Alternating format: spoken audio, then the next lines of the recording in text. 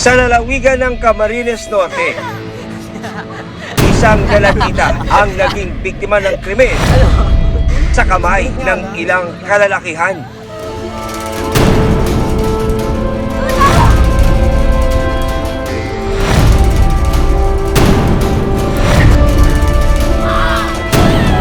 Paano humantong sa malagim na katapusan ang lahat?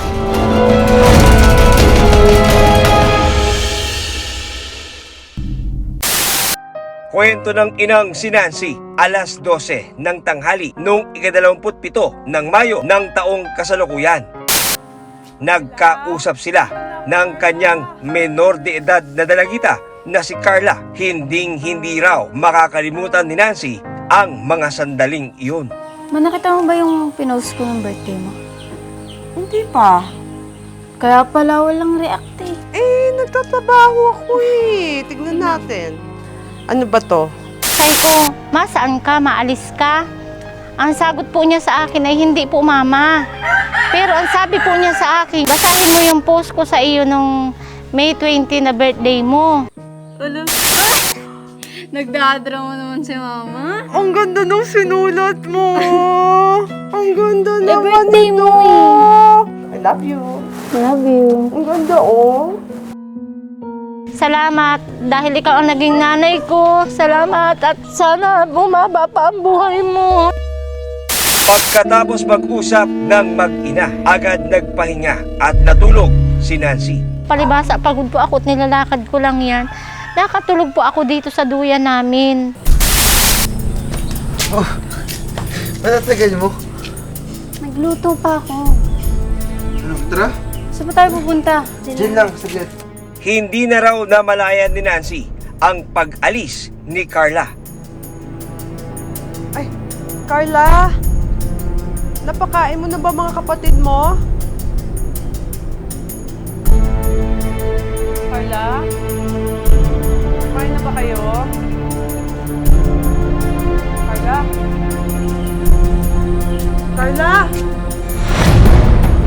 Pagising ko po, yung pong anak kong sinundan ng bunso, tinanong ko, sabi ko, Tutoy, sabi ko, nasaan na si Nini, saan na si ate mo? Ang sagot ko ng bunso ko, wala na mama, nagtakbo na. Pagkagat ng dilim, nagsimula ng kabahan si Nancy dahil hindi pa rin umuwi si Carla. Hindi po siya yung nagpapagabi na sa layasan, nauwi po siya pag alam po niyang magagabi na.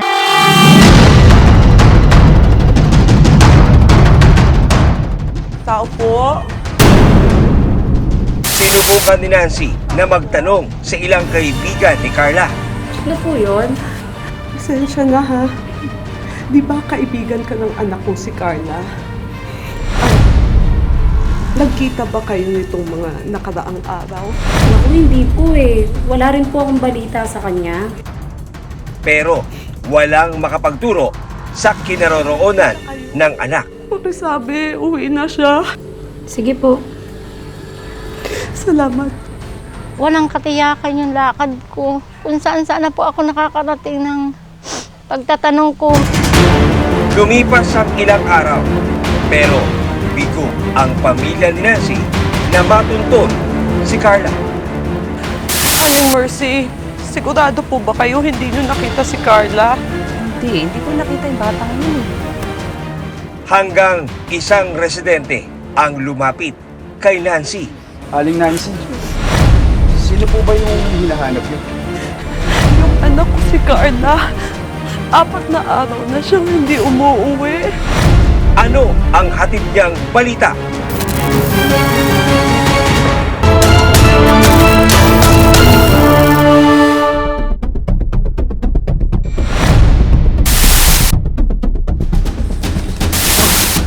Tara? Saan ba tayo pupunta? Diyan lang, saglit. Ika-27 ng Mayo, umalis sa kanilang bahay ang menor de edad na si Carla, pero hindi na nagawa pang makauwi ng dalagita. Nag-alala po ako dahil hindi man po niya yung ginagawa. Hanggang isang kapitbahay ang lumapit kay Nancy. Aling Nancy, sino po ba yung hinahanap niyo? Yung anak ko si Carla, 4 na araw na siyang hindi umuuwi. Ate, hanapin niyo po si dahil ako po may naririnig ako anyang hindi maganda. Bakit? Sabi ko, nadisgrasya ang anak ko at hindi na nakauwi. I-report ko po yan agad sa polis. Paano po yan? Mauuna na po ako, may pupuntahan pa po ako. Sabi po niya, sige na te, basta magpa-later ka na dyan. Sabi niya, pumunta ka na sa headquarter. At sa pulis lang niya ako makakwento. Kinabukasan, dumulog na si Nancy sa tanggapan ng mga pulis. Kailan ba nawala? Umalis po siya ng bahay noong May 27. May lumapit po sa aming tanggapan dito sa Jose Panganiban Municipal Police Station na isang ginang at nagre-report po na ang kanyang anak na di umano na 14 years old na babae nawawala at hindi pa umuwi simula pa noong May 27. Hinanap na ninyo sa mga kapitbahay? Nagtanong na kami sa lahat ng mga kaibigan niya, pati mga kapitbahay namin, pero wala pa. O sige, misis. I-alarm ako sa mga kasama ko. Balitaan ko kayo agad. Gumawa po ako ng report as missing person para magkaroon ng flash alarm at maibato sa iba't ibang municipality ng Camarines Norte. Ayon sa mga pulis, isa pang residente ang dumulog sa kanila, kaugnay naman ng isang krimen. May i-report po akong krimen. Hindi pa natatapos yung report tungkol sa missing person. May lumapit po sa amin na isang concerned citizen. Di umano po ay meron siyang nalalaman tungkol sa isang krimen na nangyari noong May 27. Anong detalye? Pagka-uwi ko po kasi sa bahay kagabi, naabutan ko po yung mga kasama ko sa bahay. Narinig ko po sa pinag-uusapan nila yung pinatay daw nilang isang babae. Sino to? Si Carla po. Isiniwalat niya ang mga larawan at video tungkol sa isang karumal-dumal na pagpatay sa isang babae. Hinalay daw po nila at pinatay. May mga cellphone videos at pictures na ipinapakita dito sa aming concerned citizen ng mga pangyayari na krimen na kanilang ginawa. Ayon sa mga pulis, base sa mga detalyeng ibinigay ni Nancy tungkol sa pagkawala ni Carla at sa mga isiniwalat na impormasyon ng residente, naghinala sila na maaaring iisa ang tinutukoy nilang biktima. Kailan po? May 27 po. Umalis po siya ng bahay noong May 27. Ano, Nancy?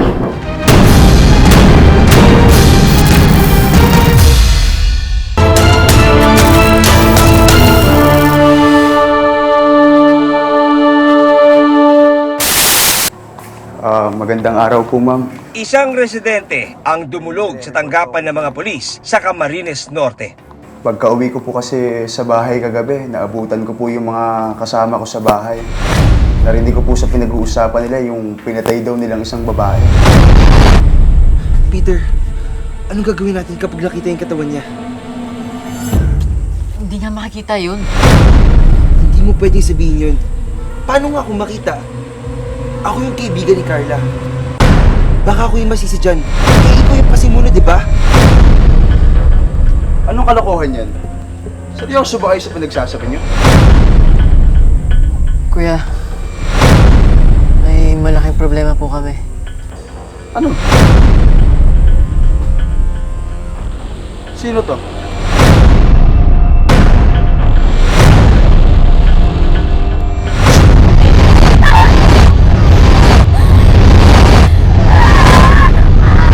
Hinalay daw po nila at pinatay. Ipinakita niya sa mga pulis ang ilang larawan at video ng di umano'y panggagahasa sa isang dalagita. Dagdag pa ng lalaki, kilala niya ang 3 suspect. Itong 3 suspect, 3 lalaki, ay tumuloy sa kanilang bahay noong May 31. Sinabi po ng isa ng aming concerned citizen na alam niya kung saan matatagpuan yung 3 suspect. Noong mga sandaling yun, nawawala pa rin ang anak ni Nancy na si Carla. Hinala ng mga pulis, posibleng konektado kay Carla ang babae sa video. Agad na nagkasa ng hot pursuit operation ang mga pulis para madakip ang mga suspect. Sir, nandito na po tayo. Nandyan po yung dalawa natutulog. Sumama sa mga pulis sina Nancy, ang dumulog na lalaki at ilang tauhan ng barangay sa isang maliit na kubo. Hoy, kayong dalawa. Estado kayong dalawa. Doon po, natagpuan namin na natutulog sa isang kubo ang dalawang suspect. So ay may karapatang manahimik o magsawalang kibo. Ano man yung sasabihin ay maaaring gamitin pabor laban sa iyo sa anumang laman.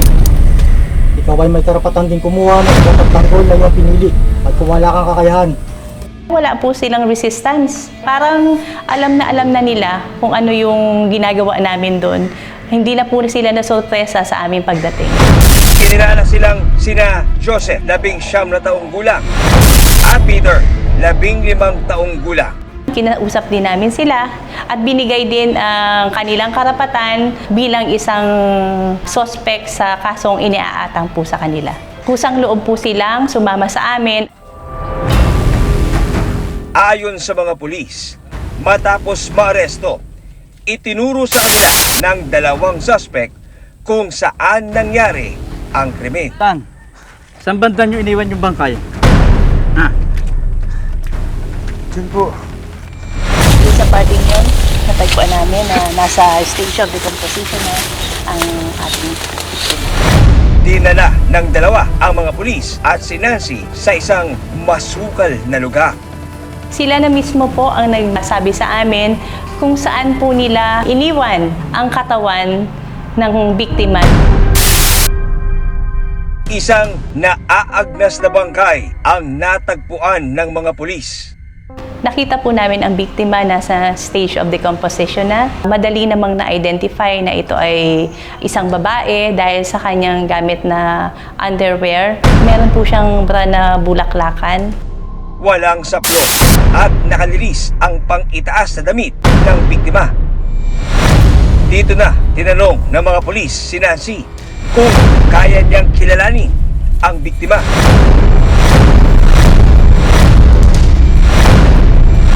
Nakikilala niyo ba yung biktima? Yan po yun. Si Carla po yan. Si Carla. Yan, damit po niya yan. Pagkakas po niya yan. Dahil po sa kanyang suot na underwear, ma'am, sa kanyang bracelet, at sa kanyang damit, na-confirm po ni nanay na yun na nga po si Carla, ang kanyang nawawalang anak. Ang bata-bata pa ng anak ko! Binaboy niyo! Binaboy niyo ang anak ko! Binaboy niyo anak ko! Anak ko! Anak ko! Walang iya kayo! Mga walang iya kayo! Dapat kayong makulong! Ang sasama ng mga demonyo! Mga demonyo kayo! Nakita ko po yung anak ko na nakahiga na po doon sa damuhan na ang damit po nakataas. Wala na po naman yung anak ko.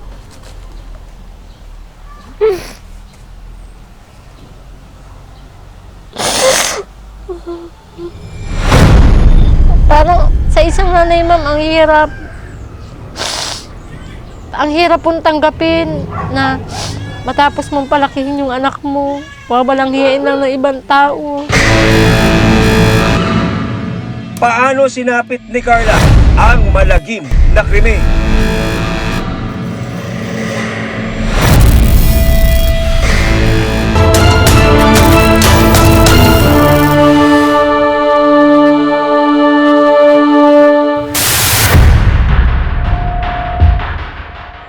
Saan banda nyo iniwan yung bangkay? Diyan po. Sa masukal na bahagi ng Camarines Norte, isang naaagnas na bangkay ng babae ang natagpuan. Nakalilis ang damit pang itaas at walang damit pang ibaba ang biktima. Nakikilala niyo ba yung biktima?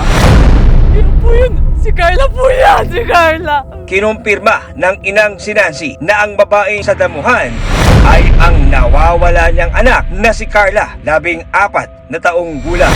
Binaboy niyo anak ko! Binaboy niyo anak ko! Anak ko! Anak ko! Siya po yun, tapos yung pong gamit niya sa katawan, kilala ko naman po ang gamit ng anak ko. Yung bra po niya, tapos yung bracelet po na suot niya. Sa isang nanay, ma'am, ang hirap. Ang hirap pong tanggapin na matapos mong palakihin yung anak mo, wawalang hiyain lang ng ibang tao. Bigo naman ang mga pulis na mahanap ang pang-ibabang damit ng dalagita. Wala pong nakuhang short dun sa lugar. Dahil sa kondisyon ng bangkay ng biktima, hindi na nagawa pang iburol ang katawan at agad rin siyang inilibing.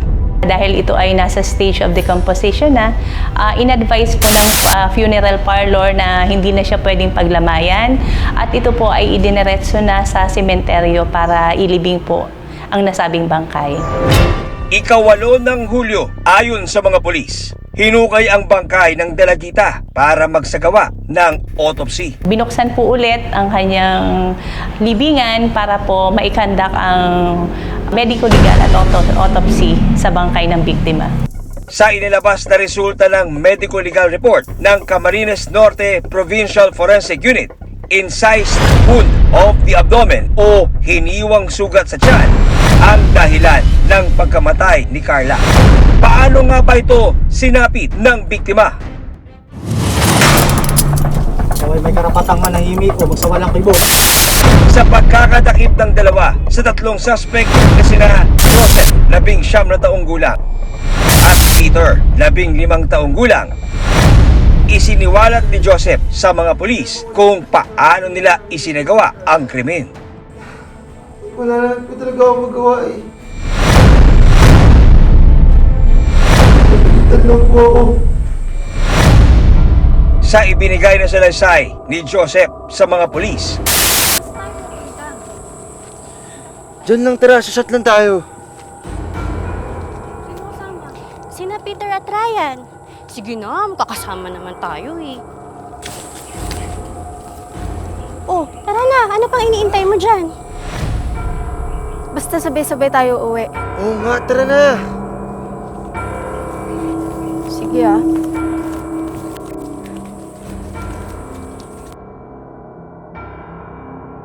Kanina ka pa dyan ah. Kami naman. Tagal lang. Bibigyan mo muna ako. Lakas na gano'n eh. alas 2 ng hapon noong ika-27 ng Mayo ng taong kasalukuyan, nagkayayaan silang mag-inuman ng ilang kaibigan. Yan. Yan to ah. Oh, mangga, try nyo. Kaya idol kita eh. Nagkayayaan sila ng kanyang mga kaibigan na si Ryan at si Peter upang uminom sa lugar na malapit ng pinangyayarihan ng krimen. Oh, ano na, Ara? Inom pa. Kasamang nakainuman daw nina Joseph, sina Carla at isa pang dalagita. Oh, hindi. Kaya mo yan. Sige na. Sige, inom pa. Sige. Yun oh. Yun. Oh, tubig. Sige mo. Dami naman na ito. Ikaw na, Ara. To! Grabe. Uy. Okay ka lang? Okay ka lang. Nahihilo na ako. Sa imbestigasyon ng mga pulis sa kalagitnaan ng inuman, umalis ang dalagitang nakainuman ni na Carla. Uy, huwag mo. Hatid ko. Walang iwanan. Walang ganyan, ano? Kaya na ako, Carla. Kaya ko na. Ayun naman pala eh. Tara, shot pa. Una na ako. Sigurado ka ba? Itong babaeng ito ay umalis at umuwi na sa kanilang bahay. So ang natira na lang po si Carla at kasama yung 3 suspect. Sige pa, inom muna. Oh, ito. Kunti na lang, kunti pa, oo. Kala ko pala man. Lakas tuminom eh. Ayoko na. Hindi ko na Ayon sa mga pulis, makalipas ang 2 oras na inuman, nagkayayaan ang grupo nila Joseph na pumunta sa mabundok at masukal na lugar. Hangin muna tayo doon para mula yung hilo mo. Ayon sa ating suspect na si Joseph, ay magpapahangin lang ang biktima at ang mga suspect. Kaya pumayag naman ang biktima na sumama doon sa 3 suspect. Dagdag ng mga pulis nang makarating sa lugar, doon na isinagawa ng 3 suspect ang maitim na balak. Ano ha?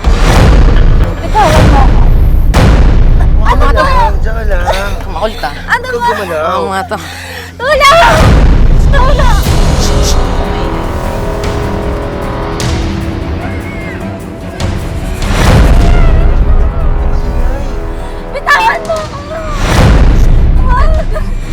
Ayon kay Joseph, naunang manghalay itong si Peter. Habang hinahalay ni Peter, si Carla, hinahawakan sa kamay ni Ryan itong biktima, sa 2 kamay. Habang nanonood naman itong si Joseph. Sa salaysay ni Joseph sa mga pulis, halinhinan nilang pinahasa si Carla. Sumunod si Ryan at panghuli itong si Joseph. Tumutulo ang luha ni Carla habang siya ay hinahalay. Dahil sa kalasingan po siguro, hindi na niya nagawang manlaban. Sa gitna ng pangahalay, nagawa pa raw kuna ng video ng mga suspect ang krimen. Ginagahasa ni Joseph ang ating biktima. Nag-video naman itong ating suspect na si Peter habang si Ryan naman ay nanonood at tumatawa. Matapos kahasain, ayon kay Joseph, doon nila naisipang patayin Tol, ang biktima. iiwan na lang ba natin yan dito? Ha? Hindi pwede. Paano kung magsubok siya sa pulis? Dahil daw po sa takot na baka magsumbong ang ating biktima, kaya nila nagawang patayin ito. Eh, didispatchayin natin. Paano? Ryan, hawakan mo yung kamay.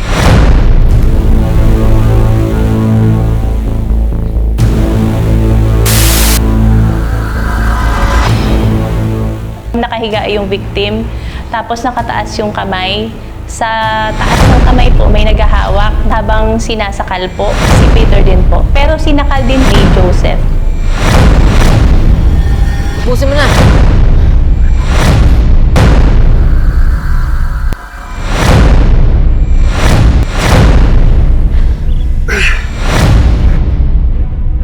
Pagkatapos ng panghahalay at pagpaslang, doon na nagawang iwan ng mga suspect ang biktima.